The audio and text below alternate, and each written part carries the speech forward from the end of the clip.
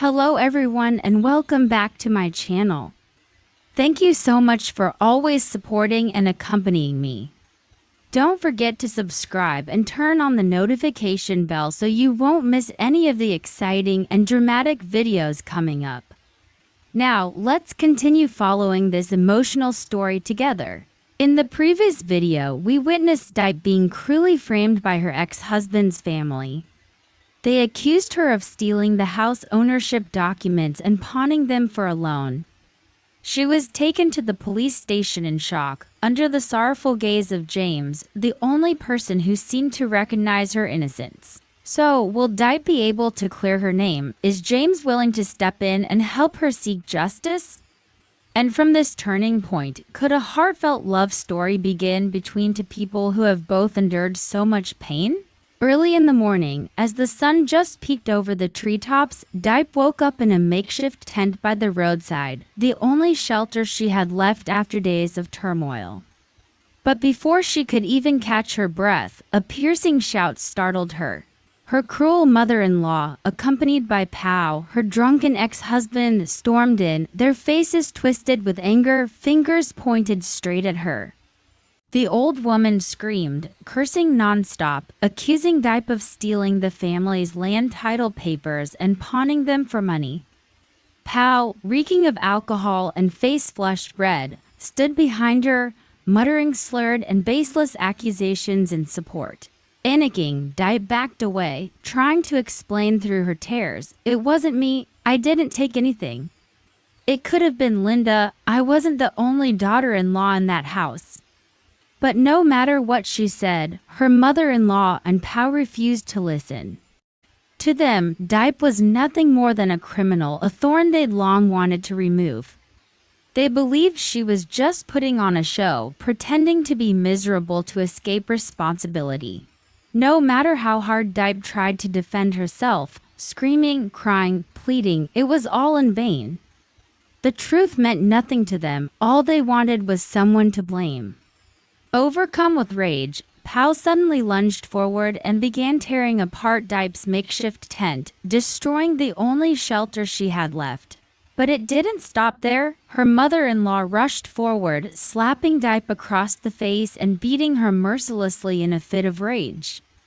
With no other option, Tu Diep scrambled to her feet, grabbed a few remaining belongings, and fled in panic.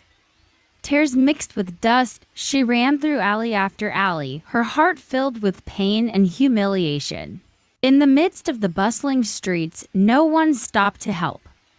Tu Diep was left with nothing but herself, alone to face the cruelty of those who once called themselves her family. When Pao and his mother left, Tu Diep sat slumped by the wreckage, the remains of what had once been her makeshift home. The sounds of uncontrollable sobs echoed through the quiet morning air. She didn't know where to go or what to do anymore. Her fragile shelter, the only refuge she had from the storms, was now destroyed. Everything was shattered, just like her life. Tu Diep sat in silence, her arms wrapped around her knees, tears falling endlessly, unable to stop. As for James, throughout the night and into the following morning, the image of Tu Diep kept spinning in his mind.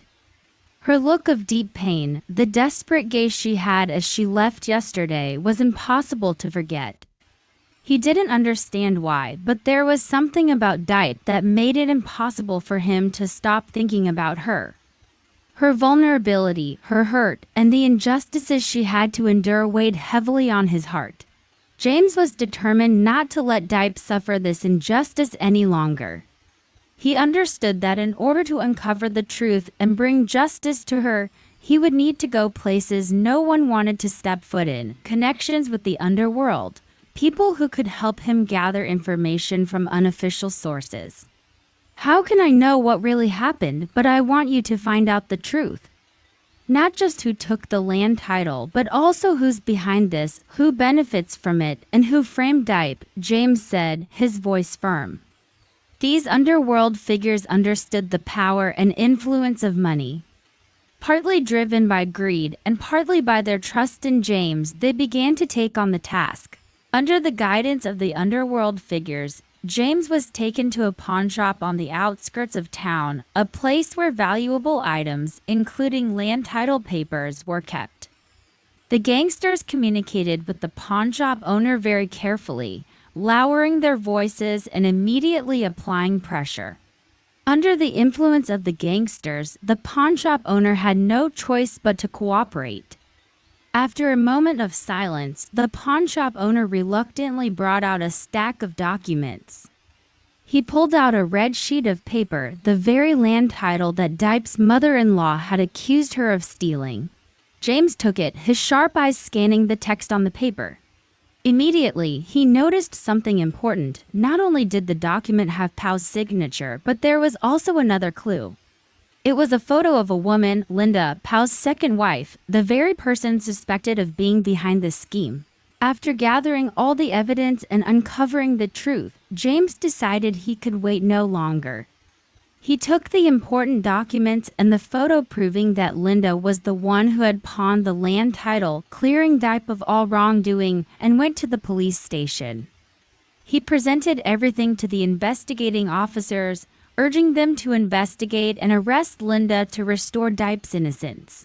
The police carefully reviewed the evidence James provided and began conducting an investigation according to proper legal procedures.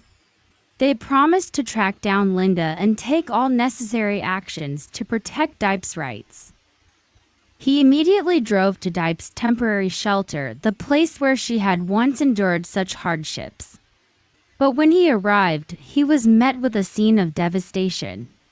The tent where Diep had once sought refuge was now nothing but shattered pieces, with no trace of her left behind. Dirt scattered everywhere, belongings thrown about, and not a single person in sight. James stood silently, a sense of anxiety and unease swelling in his chest. Where had Diep gone? Was she safe? With no money and no food, Diep had to find a way to survive.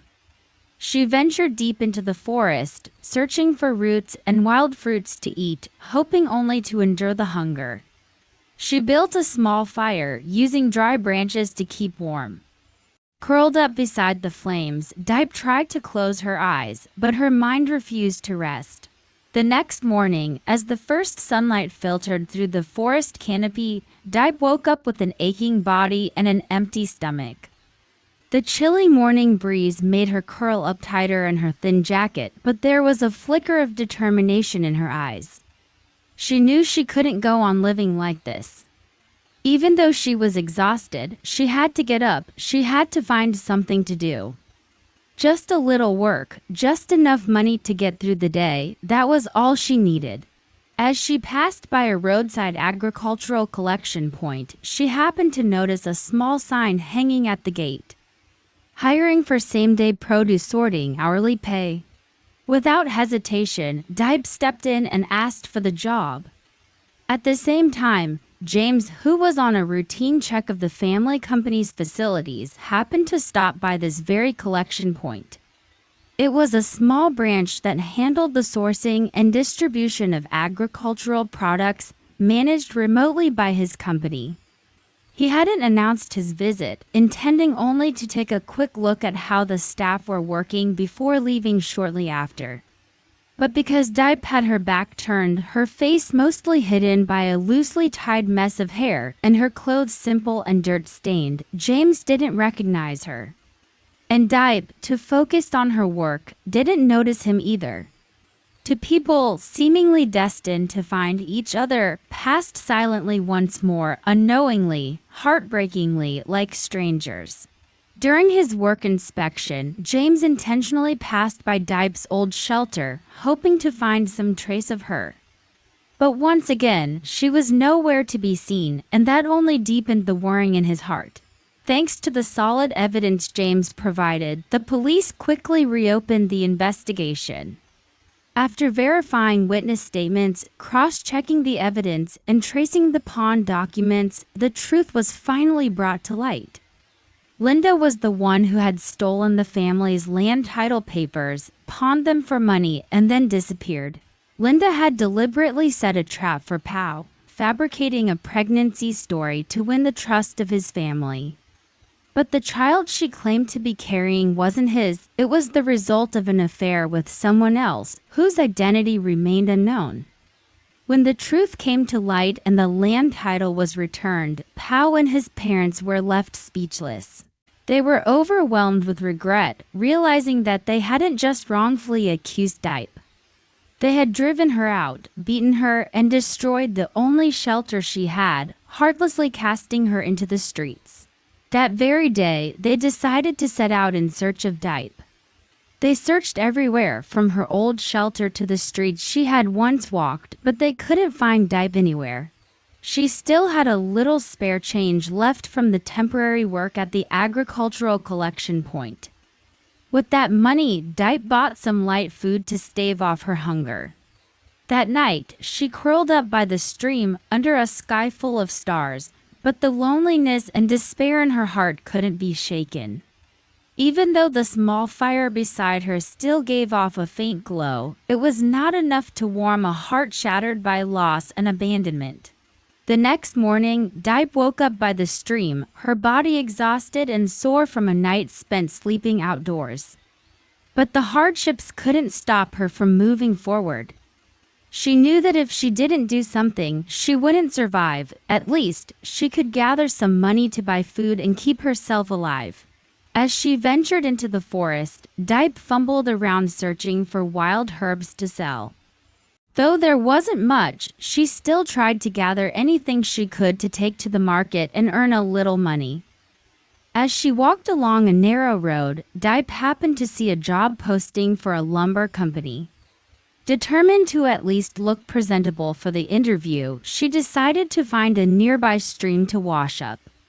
Though she didn't have any nice clothes, she made do with a quick bath and put on her old clothes again, but at least she felt a little cleaner.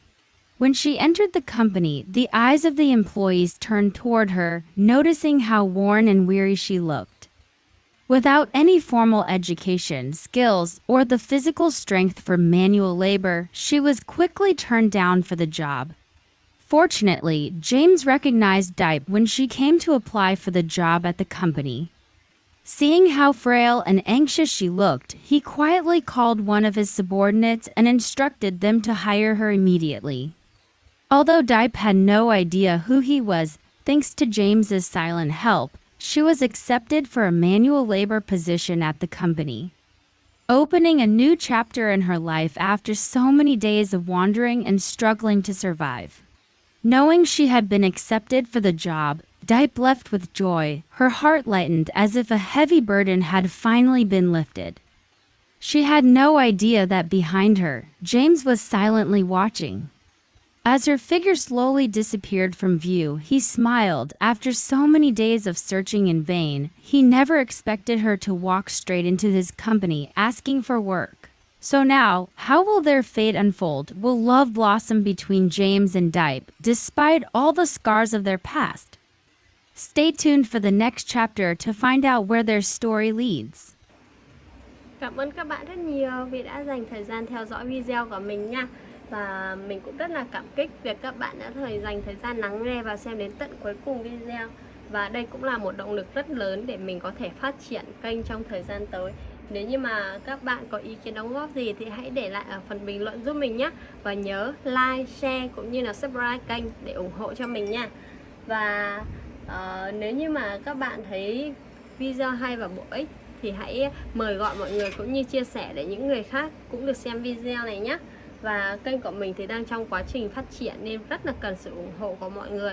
Nên là rất mong được sự ủng hộ của mọi người để mọi người có thể đón xem những video tới. Đó là một động lực rất lớn giúp mình xây kênh tiếp theo nha. Và bây giờ thì xin chúc bạn sức khỏe và gặp thật nhiều may mắn trong cuộc sống. Xin chào tạm biệt và hẹn gặp lại. Rất mong là lại có thể gặp lại mọi người trong những video tiếp theo. Bye bye.